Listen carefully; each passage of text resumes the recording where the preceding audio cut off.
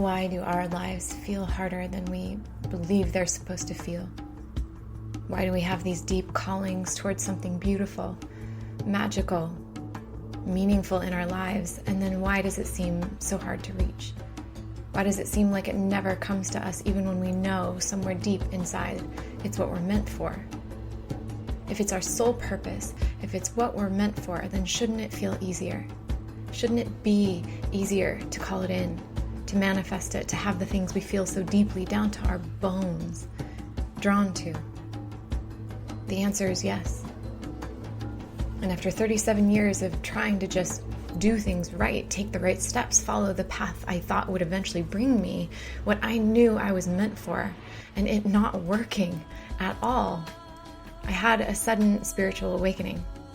And then I knew why it hasn't been working the way we've been doing things. The reason why is exactly what I talk about in this podcast and exactly what I teach my clients how to find. Ancient alchemy, cosmic wisdom, and real-world teachings for women who know they're meant for so much more. I'm Heather Allison, and this is The Golden Path. Welcome home. Hi, loves. Welcome back to The Golden Path. I'm Heather Allison, and in this podcast, I share principles and teachings based on the work I do, which I call energy repatterning or archetypal activation, amongst other things. I have a number of ways of talking about this, but basically the work that I do is helping to unplug you from the wounded energetics or the wounded paradigm of this world, of our conditioning, and help plug you back into what I call your original energetic blueprint, back into the energies and the archetypal patterns that you were actually built to have, that you were actually built to hold and work with, that you were built to have access to, so that you can live what I call your golden path, which is really just simply the best possible life you can live in this lifetime. It's your highest destiny. It's the life you came here to live. It's living out the fullness of what your soul came here to do, your soul purpose or your soul mission, and everything you came here to have and to experience and to create the highest and best and most fulfilling and pleasurable version of your life. And as if it weren't obvious from just that, the reason that this work is so important is that right now we're all working with only a fraction of the power and the abilities and the understanding that we have access to. So it's a lot harder to create that best life, that highest version of our destiny, of our life. We're basically walking around trying to find a way to have our best life, to live our big, beautiful, meaningful, love-filled, abundant life, without the ability to actually create it. So I actually always say, describe this as kind of like we're running a race with one leg and with one arm tied behind our backs. Like we could maybe possibly get to the finish line eventually, but it's definitely not going to feel good. We're probably going to injure ourselves. It's for sure going to take longer, a lot longer, and it's absolutely not going to be the best experience we could have, right? We would, and even more than that, we'd probably, at least most of us, give up and settle for just getting part of the way to the things that we really desire, or in that metaphor, just getting part of the way toward the finish line, and think that that's probably all that we can do. Well, it's not true. So I'm really glad you found yourself here, because you're going to hear things here on this podcast that you won't hear anywhere else, literally anywhere else. Because much of what I teach my clients and the principles that I'm sharing with you here in this podcast come mostly through information that I've been taught by what I call my cosmic team. That's my soul, my team of cosmic guides, teachers from what you would call the other side. Now, that all happened, just to explain that a little bit better to you. All of that happened out of the blue, because I wasn't actually expecting this to be what I did with my life, by the way. It all happened out of the blue when I had a really surprising and sudden spiritual awakening a few years ago. And in that process, I started speaking with and working with a man on the other side of the veil who I call my cosmic teacher. And ever since he started talking to me, and I promise you, this was as unbelievable to me then as it might be for you hearing this right now. But when I finally let myself, move out of the way some of the skepticism that I had and the like, are you sure this is actually what's happening right now? As soon as I moved some of that out of the way, just enough to actually hear what he wanted to say to me, he started bringing me and teaching me these like quantum energetics, the energies behind the archetypes that exist within all of us, men and women, and taught me how they work within us and how they impact all of our belief systems and our thoughts and our behaviors and our emotions, and how we choose to either fully step into the life that we're built to have, or how we get stuck and caught in these cycles, these repeating patterns of like not enoughness or fear or self-sabotage or disbelief or doubt about what we're actually capable of, or even what we're actually meant for. A lot of us don't even know what we're actually meant for. A lot of us don't have any idea how to find or tap into what our soul purpose actually is. We kind of are like feeling around in the dark, right? So the gist of this work is moving out of the way all the wounded patterning, this just emotional and energetic gunk, this conditioned gunk, the thought forms, the beliefs, the limited mindsets and limiting thoughts, the cycles and the patterns that are keeping you feeling stuck or unhappy or just not feeling good, not feeling the way you know you're meant to feel, and really allowing you to finally remember and finally have access to the total fulfillment that you're meant for. To remember what you came here for, to remember who you really, really are and what you came to experience. To know that it's absolutely 1,000% for you if you're feeling called to it. And to give you access to the ability to co-create it. Instead of, again, fumbling around in the dark, guessing or trying or pushing ourselves to death and like burning ourselves out, trying to make it happen. So total fulfillment. And that's actually a thing. You actually came here to fulfill your highest life purpose. And this world has really just done you a disservice in convincing you that you don't have the kind of power and support and access to magic and miracle that you actually are meant to have. And the beautiful thing is, and kind of the most important thing is, we're talking about total fulfillment in the way that's totally unique to you. Totally unique to you.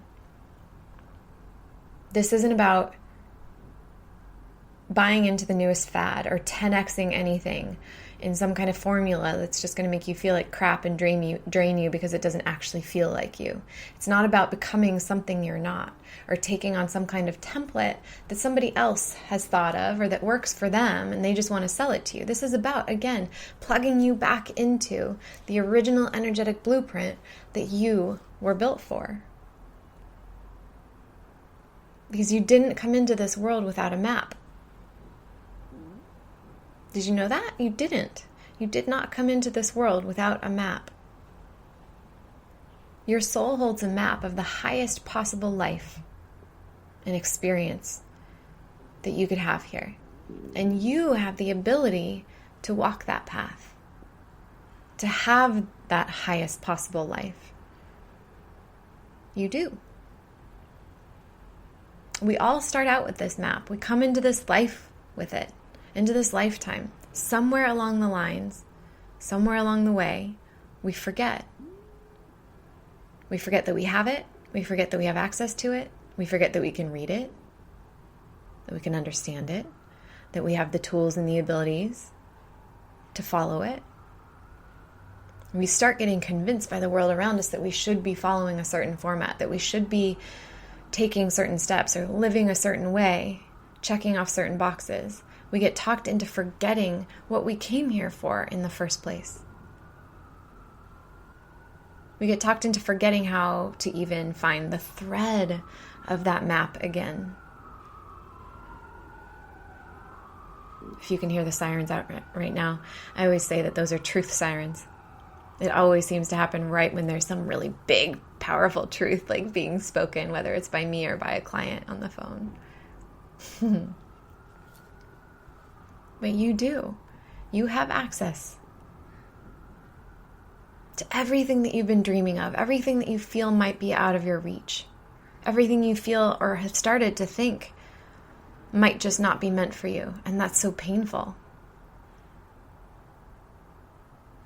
You have access to all of it. Most of us are just either wandering around kind of aimlessly, hoping our happiness and our best life is just going to find us somehow someday, that it has to manifest itself because we feel it so deeply that it just has to happen someday. Or we push ourselves so hard and so inflexibly often toward some goal or some idea that we have of something that's going to make us happy, of what we believe is going to let us finally feel fulfilled, only to find ourselves getting there and exhausted and burned out and feeling empty because somehow it's not quite right? Or somehow still doesn't fill us up. We're not even happy once we have the thing that we thought we wanted. We thought this was going to be the thing, but now suddenly there's something else. It must not be that, or it must be more. Or we give up. We give up partway there because it seems like it's not happening. Or we start to doubt that it's even possible for us. So we're walking around trying to create our big, unique, beautiful, incredible, magical lives. The ones I know that we all believed we got to have access to when we were little. But we're doing it based on this cookie cutter, one-size-fits-all blueprint that's honestly not even big enough to house our big, beautiful, incredible, magical lives, but also isn't even structurally sound. It doesn't hold up. It's missing pieces and parts. It's measured all wrong. It doesn't fit together. All this to say, you've been handed a really crappy map by this world, and you don't have to keep following it. There's something else that's possible for you. You get to remember what's really possible for you. You get to remember how to actually create it, how to actually experience it, how to actually call it in, and how to feel good in the process. And that's the bottom line of what I do in this work and what we talk about in this podcast. In the first 6 episodes of this podcast, I taught you the basics, because I know what I just talked about probably sounded kind of heady if you haven't listened to me before. In the first 6 episodes, I taught you the basics, what you need to know about these energies, about these archetypes, about how they work, about how they impact everything about your life, everything about your love life, your business, your success, your ability to call in abundance and to get out of scarcity around money, your intuition and your access to the quantum realms, your ability to co-create with the universe and feel like it's actually at your back and supporting you instead of like you swimming upstream. Your healing, your emotional mastery, your pleasure, your happiness, plain and simple. So if you need to go back and listen to any of that, if anything I talk about today feels like I don't really understand this, don't worry. You can always go and listen to some of the more foundational information there, some of the earlier episodes, and it will start making sense, I promise. But now that we've given you kind of the foundation of this work in those 6 episodes, now we're getting to play a little bit. We're getting to go a bit deeper. So every month I like to do a few things. Take a question or two from listeners and answer them live here. Deep dive into a theme or a topic so you can really feel even more into how to bring what I call the sacred energies into your life, how to bring your original blueprint back into your life, into your relationships, into your business, even into your body. And I like to give you a free workbook to support you in bringing this work into your life even more. So, and I'll tell you how to get that in just a second. But today we're talking about why it's never going to be your head, your mind, your intellect, your brain that helps you live that big, beautiful life. It's never going to be your head that leads you into your highest possibility and your greatest success, your deepest and most connected relationship, your most potent access to your intuition, that feeling that you have that you're being called to something more. It's never going to be your mind that gets you there. It's never going to be your mind that lets you be happy. That happens, all of that happens a lot deeper. And I'm going to tell you why, and some of the ways that you can start to shift down deeper than your mind to the place where you get to access everything that you've been wishing for. But first, I'm going to answer a couple questions from our listeners. If you have a question that you want me to answer, so you can head over to my website and you can click the button that says connect and send me a message, and I'll be answering some questions on every episode. If you're also in my Facebook group, my free private Facebook group called Rise Goddess, for ladies only, sorry gents. If you're in there, you can also post some questions for me that I can answer here on the air. That's also, of course, where you're going to get the free workbook. But again, I'll tell you how to get that more specifically in a little bit.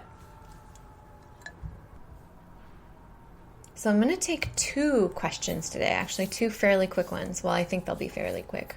I am kind of sometimes known for being a little, for going a little deep off the deep end with some of these. So the first question comes from somebody who's been following me for a while. So she's actually heard me talk about triggers before. So I'll speak to that a little bit here too, just in case you're not as familiar either with me or you're not as familiar with the idea of triggers. But I'm going to read her full question here first. So she asks, I saw a triggery reaction in somebody today. She isn't a client and I wasn't working with her directly. In fact, I was doing a workshop, which she asked to attend, and I could feel her energy, plus I saw facial expressions that made it really clear she was triggered. I used to feel really anxious when other people got triggered by me, and this time I didn't. And I remember you saying something about when people are triggered by you, it speaks to something within ourselves. Is that still the case even if I'm not getting triggered and she's not saying anything about it? So this is a great question. I think it's super interesting, super interesting question. And I'm going to start by, like I said, sharing a little bit about triggers in the first place, like what that actually means, just in case you're not aware, or just to give you like my perspective on them. So first, what we mean by triggers, and again, at least this is my definition of them, are sharp emotional responses, especially ones that we feel are like outside of our control. You know, the ones that are kind of conditioned response based on trauma or wounding, or are perceived as more severe in reaction than the situation that actually stimulated the reaction in the first place. You know what I mean? So this is where you're like, maybe you lash out and you're like, holy crap, where did that even come from? Or why does that feel so intense to experience that kind of thing? This term triggers is often used in the mental health arena when we're talking about pretty severe emotional response.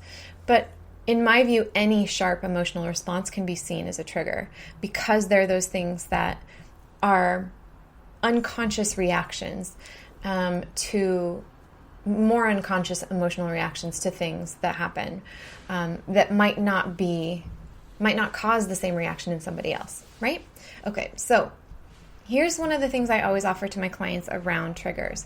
When we're feeling triggered, so like when we're feeling super sharp reactions to people or situations or something someone's said, especially when that reaction, like I just said a second ago, our reaction seems like it kind of comes out of nowhere, or it's stronger than we thought it would be, or what have you.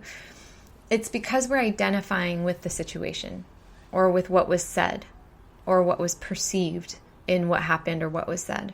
So, in other words, if someone said we were stupid, and if even a tiny part of us kind of believed that we weren't really smart enough, or if we were afraid that we weren't smart enough, or something like that, or we had old patterns of being teased for our intellect, even though we feel smart now, there's a part of us still within us from our childhood maybe that still somehow feels not smart enough because that was an experience that we had before. Something like that. We would most likely feel super triggered around it, right? If somebody said we were stupid, however, and we know that we're not, or we haven't ever had the experience of not feeling smart enough, whether that's because we know we're really intelligent or we just don't identify with that idea at all, right? Like it's not even a fear of ours for whatever reason, then we wouldn't get triggered by it, or it wouldn't even touch us, right? So to answer this question, when someone else is triggered by you, it's kind of like the tree falling in the forest. If you're not aware of it at all, like if you have no idea that you're triggering somebody, if you're just kind of like minding your own business, living your life, going about your business, and people are being triggered by you, and you never even have awareness of it, for me, it's just simply poking on something, a button within them that holds a belief about themselves. And if they're aware enough, then for me, they're being asked to be aware of that. They're being asked to look at it. They're being asked to find a new belief about themselves. If you are aware of the fact that you're triggering somebody, if you see somebody getting triggered and maybe even feel a little like cringy about it yourself, it's medicine for both of you. The other person, if they have enough self-awareness, can receive their trigger in the form of medicine, like I was just saying. It's showing them where they might still be judging themselves or doubting themselves or holding on to fear, right? And you can receive their trigger in the form of medicine too. Showing you where you're being asked to pay attention to what you're delivering, how you're showing up in one of two ways.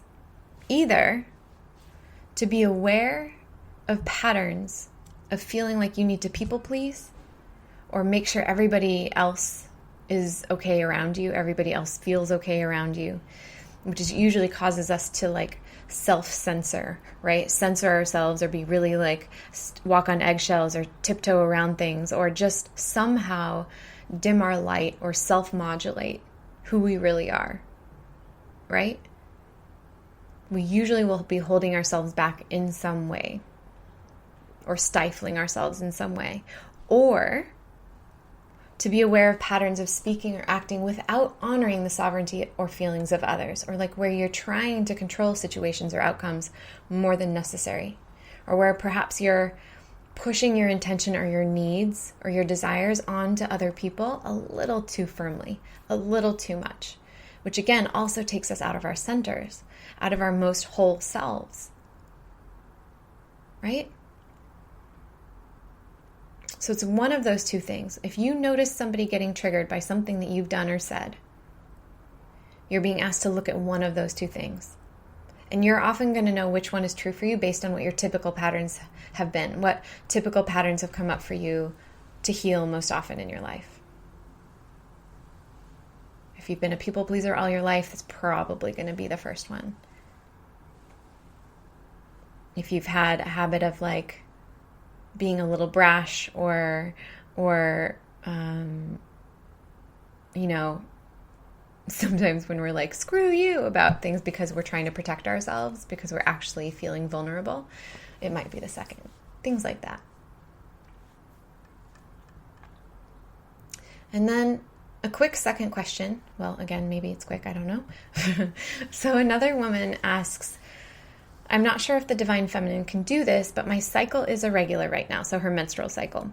And I'm wondering if deepening into the feminine could actually shift that. There's no medical reason why my periods shouldn't be regular, and I'm not, at least consciously, not particularly stressed. I have a sense that it's kind of blocks or ungrounding, and so if that's the case, what do I do about it? Are there practices or approaches or things that I can do? So the short answer is yes. We absolutely can hold blocks and imbalances in our body that are connected with blocks and imbalances that we hold energetically, even emotionally. And today's episode is actually going to speak to a bit of how this archetypally shows up for us, including in our bodies. So it's actually kind of a perfect lead-in for today's show. So thank you for your question. And yes, like women can and have had physical manifestations of their rebalancing of these energies within them. Women have gotten their periods again. Women have had their very first vaginal orgasm because their body suddenly gets to open more to their partner in ways that it hasn't before, because they healed and peeled away some of the wounded patterning and the wounded energetics and wounded emotions that were keeping them from being able to do that. Women have had lifelong injuries or pain heal after coming into their archetypal and energetic wholeness and shifting patterns of their energy. I personally have healed from like years and years and years and years of migraines. I mean, we're talking 20 plus years of migraines, where literally as soon as I started doing this work, like poof, they were gone. And I actually almost didn't even notice it until months later when I was like, holy crap, I haven't had another migraine. Like, what? How is, okay. I used to even like have a prescription for muscle relaxers. They were so bad. And I haven't taken a single one since. Not a single one. I don't even re-up the prescription for it. So here's the thing. And I promise you I am actually getting into some practices later on in this podcast, but here's the thing, where you're not going to like what I have to say about this. There isn't any one practice or approach for this. This is about rebalancing the archetypal energies within us, and that's a holistic job. It comes with immersion. If I had just tried on one practice or like a couple practices, I wouldn't have healed my migraines. That woman wouldn't have started to have vaginal orgasms. It wouldn't have happened. It's the immersion. It's actually the immersion, the willingness to be transformed fully that creates the reholing of who we really are and who we're really meant to be, right? It's like you can't actually swim if you're holding onto the railing still. If you're holding onto the side of the pool still. You could be in the water and you could be moving your limbs around, but you're not actually swimming. Not really. And you're not going to get anywhere, right? This is actually one of the issues that I see a lot in the work that's out there, that it approaches the energetic and archetypal healing from one perspective. Like, do these things, do these things, follow this template, and you'll heal, and you'll have the healing that you're looking for. Or they just come at it with like part of a toolbox, if you will. And the problem with that is that it's just going to keep us slipping back into the wound over and over and over again. We're not actually going to get anywhere. You're not actually going to have the transformation or the shift or the results that you're looking for. Because again, it doesn't contain the holistic rebalance. It doesn't let you immerse your whole system, right? This is one of the reasons why when we're trying to shift a habit or something like that, if we don't have agreement with with our body and our like primal core desires and drives and our brain and our emotions, we're often going to find ourselves self-sabotaging or getting in our own way or just somehow falling off the wagon, whatever. If we're not actually immersing our whole system, the holistic rebalance doesn't have a chance. And this is why, honestly, why you can read all the books, even take all the classes, but unless there's actually a foundational repatterning, it won't stick. The cycles we find ourselves in are going to keep repeating. And it just makes us frustrated, right? And the worst part about this is that then we start believing those things don't actually work. We throw them out the window. We're like, well, screw that. That one didn't work. On to the next one. Keep searching. When a lot of these things do actually work, they just don't work on their own. They're just not holistic. They don't work if we're only taking bits and pieces of our healing. If we're applying healing to only bits and pieces of our systems, we are these complex organisms of energy and matter and breath and emotion and all of this stuff. And if we're applying only like from one perspective, it's just not going to work. It's kind of like, it's honestly one of the hardest parts about talking about this work for me, to be perfectly honest, because I can't really give you like any one practice or tool that's going to create the massive transformation and shift that you're looking for. I do give them. I share tips all the time, but there really isn't like a how-to for stepping into our feminine energy. And it's kind of a bit like asking for practices for falling in love. Like, it doesn't happen that way, It doesn't come with a specific set of practices. It doesn't come with a checklist and like, if you follow these instructions and these steps, it's going to happen for you. It comes through immersion. It comes through choosing to allow yourself to experience something without putting it through the filter of your brain or your rational thought. It comes through letting yourself go in a way that maybe feels a little uncomfortable. And that said, I do always give practical and application and like tools and embodiment practices to my clients in the containers that I guide, that I offer. And I share some in interviews and things like this podcast and things like that. And yes, they are powerful if you let yourself really, really practice them. But without the immersion piece, if we're just cherry picking, if we're just kind of visiting, if you will, without choosing to open into something your rational mind doesn't get to fully understand and isn't going to be able to guide you in, without choosing to open the rest of your system, they can't do their full work. They can't do their full work. It's also kind of like when I was trying to heal my body from being really super ill over the past couple of years, but I was just trying, like, I knew that my body was going to heal through food. I just knew it. I just had this hunch. I had this like intuitive belief, knowing that it was going to heal through food. It was going to be through the food that I put in my body. But I was just kind of like trying something here and there for a little while. I'd like cut this out and see how that happened, or cut that out and see what happened. And then, well, maybe that's not it. I'll try something else. Or I would try part of a diet or a way of eating. Or I was just trying something without really knowing how to do it right. And I got frustrated because I just kept getting sicker. And like nothing was working. And it seemed like nothing was going to work for me. And like it was hopeless. And like I would never get to feel better again. And all the things that I had tried that I was like, well, that doesn't work. That doesn't work. I tried that. That doesn't work. And I just like threw it out the window. Because I was like, well, it's clearly not that. That's not going to work for me. But it was only when I started like working with, finally hired my nutritionist and immersed myself into a new way of feeding my body, that I had a massive and totally fast healing. And honestly, one of the things she's having me do is one of the things I had tried before. I just didn't do it fully. And I didn't know how to do it right. Right? So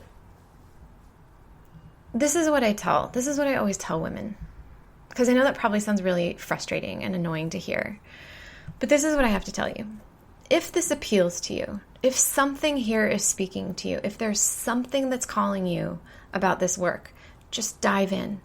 Let yourself open to receive, even if it doesn't make any sense to your rational mind, your logical mind, even if you don't understand it entirely, like, why am I feeling drawn to this? I have no idea.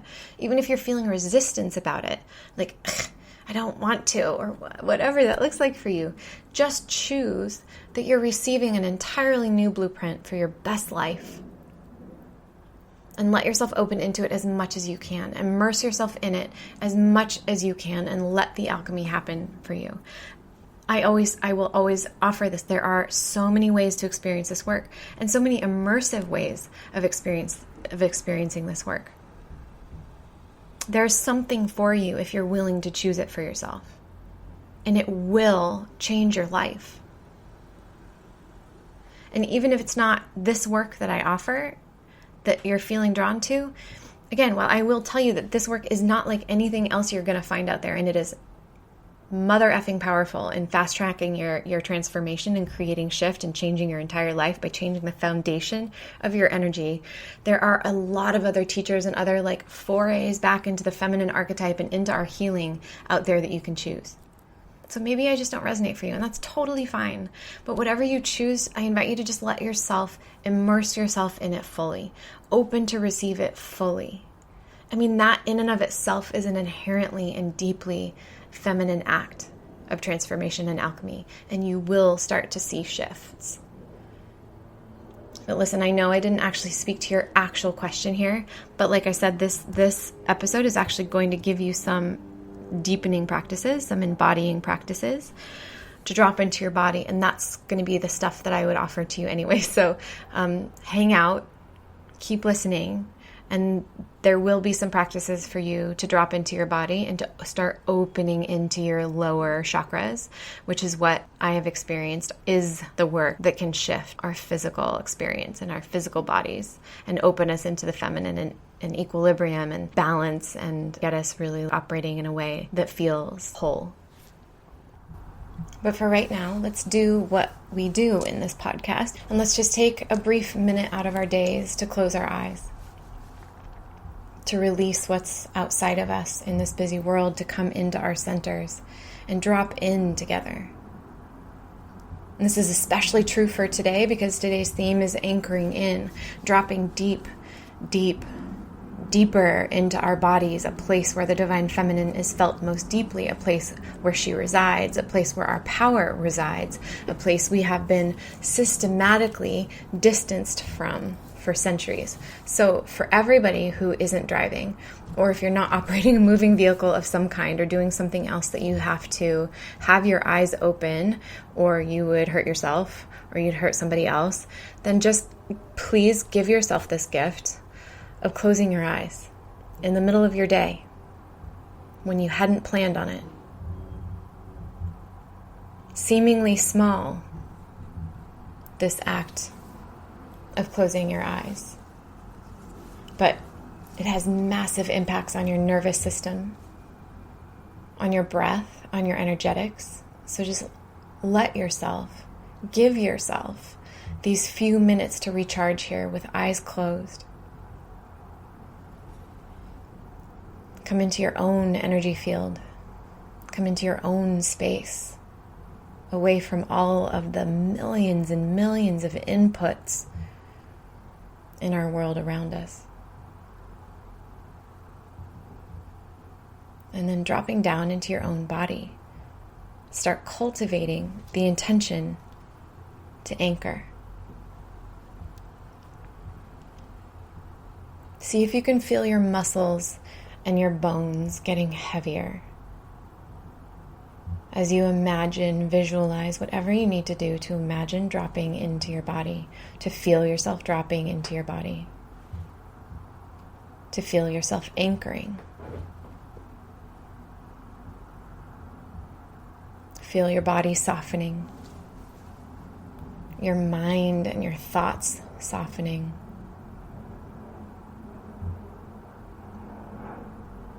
See if you can imagine and even feel your entire body melting from top to bottom, starting from your crown, moving down to your brow, your ears, your jaw, melting and dripping down like honey, like melting chocolate, like butter.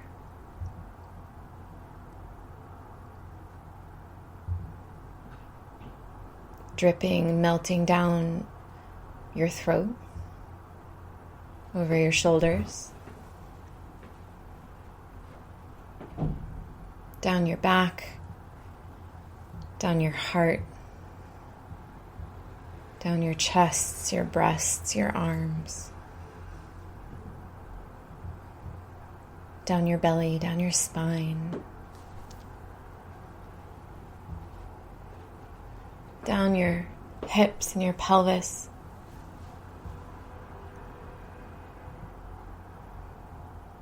melting all the way down your legs, over your knees, over your ankles. Keep going until you are a puddle in your chair, and then keep melting down onto the floor. You've melted completely into a sensual, sticky puddle on the floor. And now you're spreading out in all directions on the floor. Feel the heaviness in your seat, in your hips, in your pelvis. Not so heavy that you feel an aching in your bones, because your breath keeps you buoyant. It continues to bring lightness and softness, aliveness, expansion into your body with every single breath. But you feel as though your energy has slowed down. Your muscles have softened, and maybe even your breath has changed and deepened, slowed, stilled. And just feel how your awareness, your consciousness is no longer up high in your body. It's no longer up in your head. It's no longer spinning around you, but it's down here. Deeper in your body, heavy as you feel yourself more fully on this earth, more fully of this earth. There's a stillness here. a spaciousness here. A sense that as your melted muscles and bones have spread out farther and farther on the floor, that there's nothing for you to brace against. There's nothing for you to stress about, to worry about. There's nothing even for you to fear. Because you are so here, so deeply present, and so deeply connected with who you are and the ground of this earth where you come from, that you remember your connection to all of it.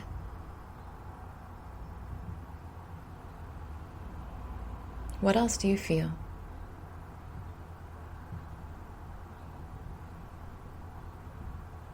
What do you notice about how you feel different than you did just a few minutes ago? When your mind was busy, when your brain was active, your muscles were tense, your breathing more shallow, your shoulders more on guard, your belly more tense, your brow more furrowed. How do you feel different now? Take a nice big deep breath in here, breathing it all the way down to your hips, your pelvis, your sacral chakra, and see if you can open your hips even more as you do. You might notice a little bit of discomfort, and that's totally normal. We've been conditioned to hold our lower chakras tight, closed up like a fist. And so your nervous system and your body might not be used to this, and that's totally okay. Just take one more breath here with some compassion and some softening. And then exhale through open mouth anything that wants to be released. And you can go ahead and open your eyes again if you'd like, or you can keep them closed for this brief reading I am about to do for you. And either way, just letting yourself come back to presence here. See if you can let yourself hear and receive the rest of this episode down here, in your wide open, deeply anchored in body, rather than up in your head. Listen from your belly and your bones. Listen from your cells, from your breath. Just set the intention to do so, even if it seems like that doesn't make any sense. And now let's talk about anchoring in. If you're not sure what I mean by that, anchoring in, and even if you do, like I do with these themed episodes now, I'm going to let one of my Goddess Rising Oracle cards do the explaining for me. So I'm going to read that to you right now so you can get the feeling for what I mean by anchoring in. And then we're going to go deeper into what it means, into what I mean, into why it matters, and what you can try and practice to start finding that for yourself. Again, keep your eyes closed if you'd like, and receive this all the way down in your body where we just were.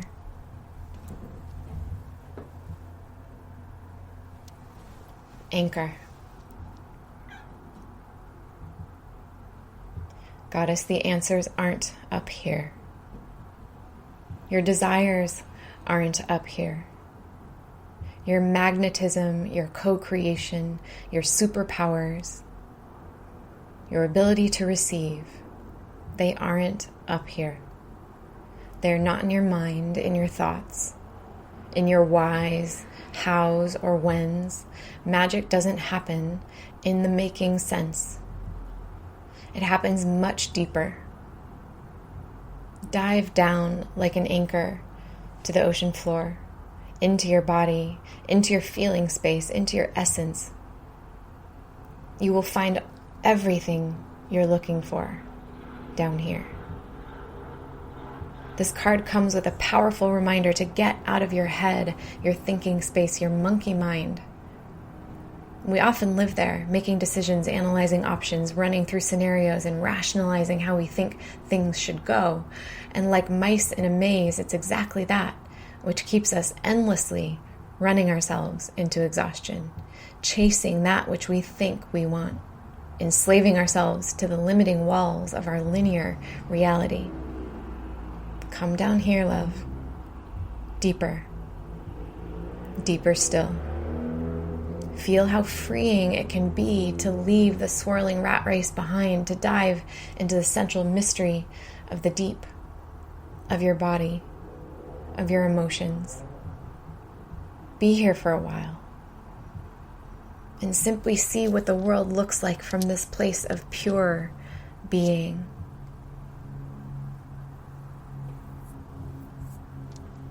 There's a part of you that knows this, right?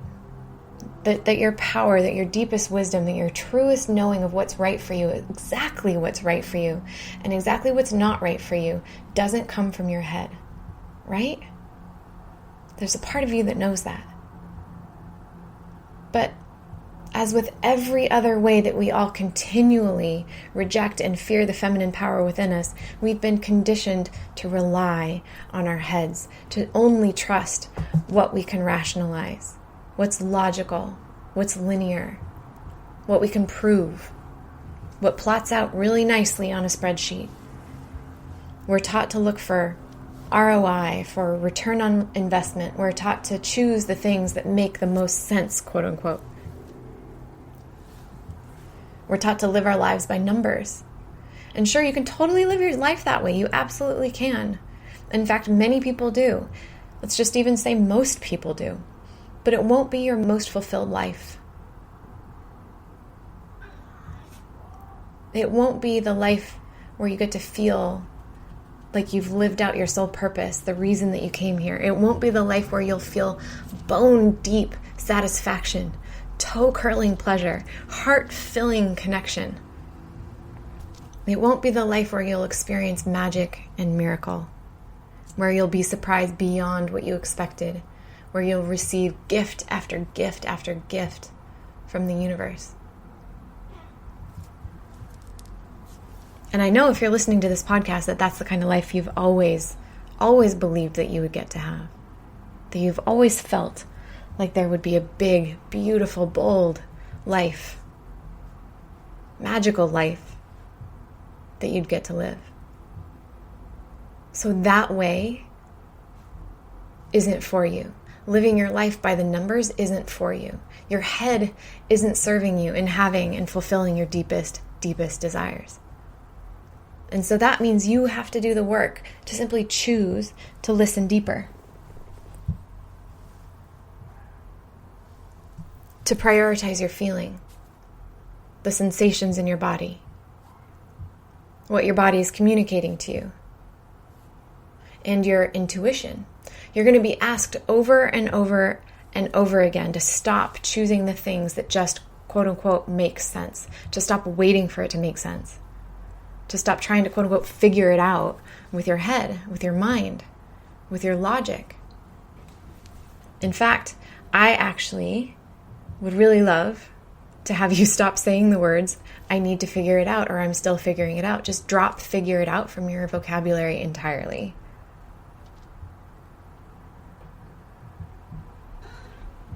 Start saying, I'm going to feel into it instead. Watch how often you say, I think. Oh my God, it's so often. It's so often. We don't even realize it. Watch how often you say, I think. And start saying things like, it feels like I'm being called to do this thing, or take this action, take this step. And things like, that doesn't feel quite right. Or this feels really right for me. Because the truth of the matter is, all of the information that you need, all of it, all of the guidance that you need for taking the right steps for you, for making the right decisions for you, for choosing the most powerful way forward, for living your best life, are found in your body, in your emotions, in your deepest knowing, and in your intuition.